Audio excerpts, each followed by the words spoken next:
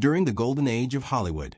Spanning roughly from the 1920s to the 1960s, the film industry meticulously crafted public images of its stars as paragons of glamour, sophistication, and intellect, often concealing less flattering realities to maintain the allure of cinema's fantasy world. Industry insiders, including publicists, directors, and crew members, have shared accounts over the years revealing that some prominent figures struggled with intellectual limitations that required elaborate accommodations on set and in public appearances. These challenges range from difficulties in comprehending basic concepts to poor decision-making and cognitive processing issues, all while the studios employed strategies to preserve the star's marketability. For instance, publicists would prepare scripted responses for interviews, and production teams developed visual cues or simplified directives to navigate these hurdles. This era's emphasis on image over substance highlights the disconnect between on-screen personas and off-screen realities, where even celebrated talents occasionally exhibited profound gaps in knowledge or reasoning.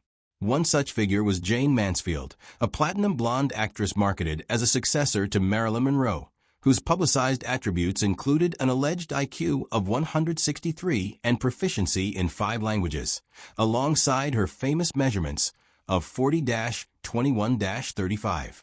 However, accounts from colleagues paint a different picture. Mansfield often displayed confusion in everyday matters, such as geography, once inquiring if Europe experienced summer or if its climate mirrored England's year-round, and mistaking Paris for a predominantly British locale. Crew members recalled her suggesting impractical solutions, like relocating California closer to New York to shorten travel times, delivered with earnest sincerity. To assist her in performances, directors implemented color-coded systems for emotional cues, blue for sadness, red for anger, simplifying complex instructions that proved challenging for her.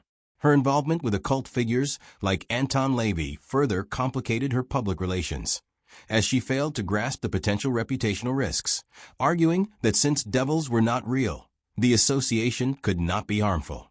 Despite these accounts, Mansfield maintained her belief in her intellectual prowess, attributing any perceived lapses to her on-screen persona, though insiders noted her struggles in serious discussions, where misapplied vocabulary or irrelevant phrases often led to awkward silences.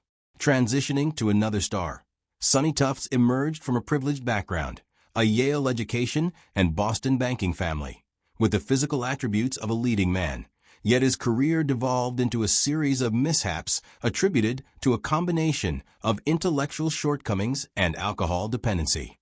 Production managers described incidents where Tufts arrived on the wrong set, insisting he belonged there based solely on his appearance, or proposed rescheduling military events to accommodate his sleep preferences during war bond tours. A notorious episode involved him being discovered unconscious in a children's petting zoo at a charity event, later attempting to convince staff he was there to judge animals. Paramount Studios, unusually, issued public apologies for his behavior, marking a rare admission of a star's liabilities. Directors adapted by fragmenting his dialogue into single lines, filming them separately to avoid overwhelming him, likening the process to managing an uncooperative child. Despite early promise in films like So Proudly We Hail, 1943, Tufts' inability to adhere to professional norms transformed him into a comedic punchline for contemporaries like Bob Hope, underscoring how unaddressed limitations could derail potential. Similarly, Mamie Van Doren, another 1950s blonde bombshell positioned as a Monroe alternative, faced scrutiny for her grasp of historical facts, with publicists entering panic mode during unscripted interviews due to her propensity for factual errors. In one reported instance, while promoting a war film, she placed World War II in the 1970s, expressing genuine surprise upon correction given the contemporary 1950 setting. She passionately defended misconceptions, such as attributing the telephone's invention to Abraham Lincoln or confusing him with the Liberty Bell's ringer. To mitigate risks, studios limited her to memorized responses during press tours, steering conversations back to safe topics, regardless of questions posed. Her later autobiography exacerbated perceptions, featuring chronological inconsistencies like encounters with deceased individuals or pre-birth event participations, suggesting a loose understanding of temporal sequences. Despite aspirations for intellectual recognition, Van Doren's career relied on roles emphasizing physical appeal over dialogue, with producers advising to focus cameras on her figure while minimizing verbal contributions. Tony Curtis, renowned for his charisma in classics like Some Like It Hot, 1959, and Spartacus, 1960, reportedly required simplified explanations for abstract concepts, once inquiring if Shakespeare authored Dracula. Directors, including Stanley Kubrick, broke down scripts word by word, as Curtis viewed acting as merely talking loud with style, missing nuances like subtext or motivation. Co-stars recalled his suggestions to amplify volume for dramatic effect, and his confusion over literary adaptations, proposing to spice up classics by authors he deemed inadequate storytellers.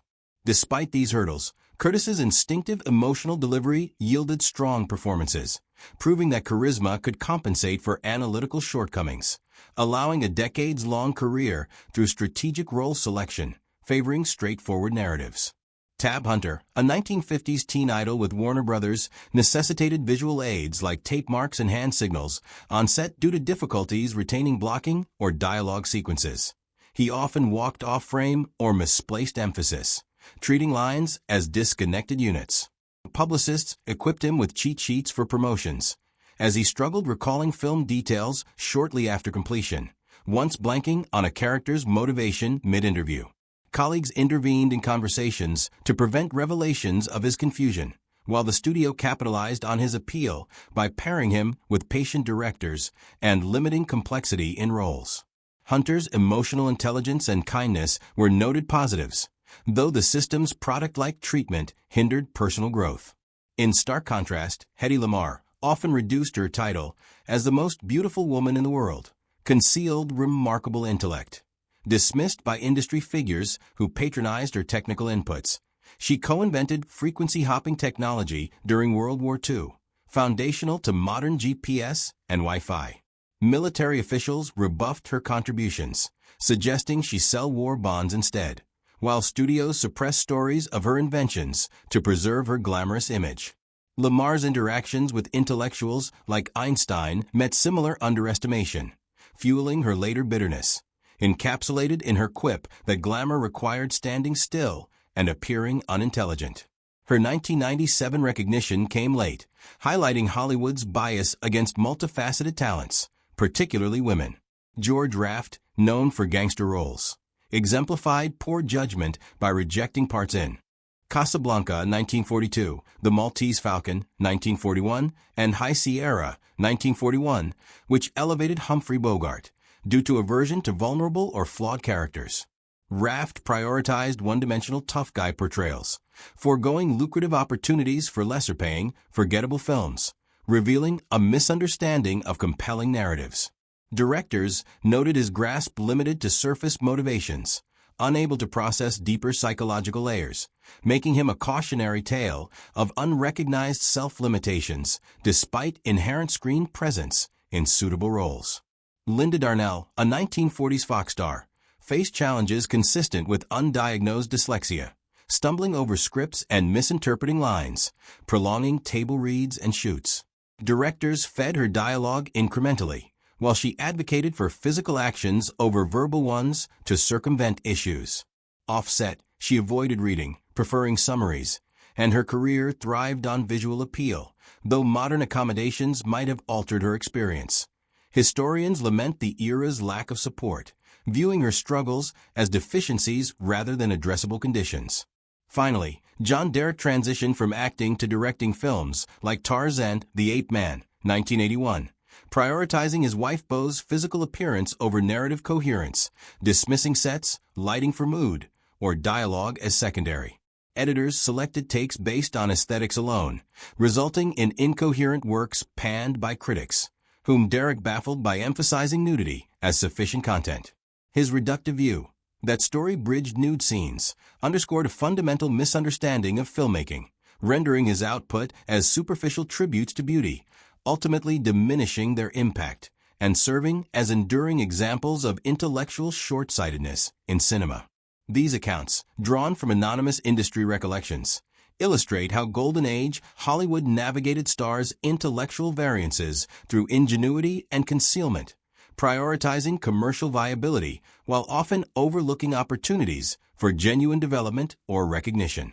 The era's publicity machinery not only amplified illusions, but also perpetuated stereotypes, as seen in the underestimation of talents like Lamar and the accommodation of others' limitations, reflecting broader societal attitudes toward intelligence, gender, and celebrity.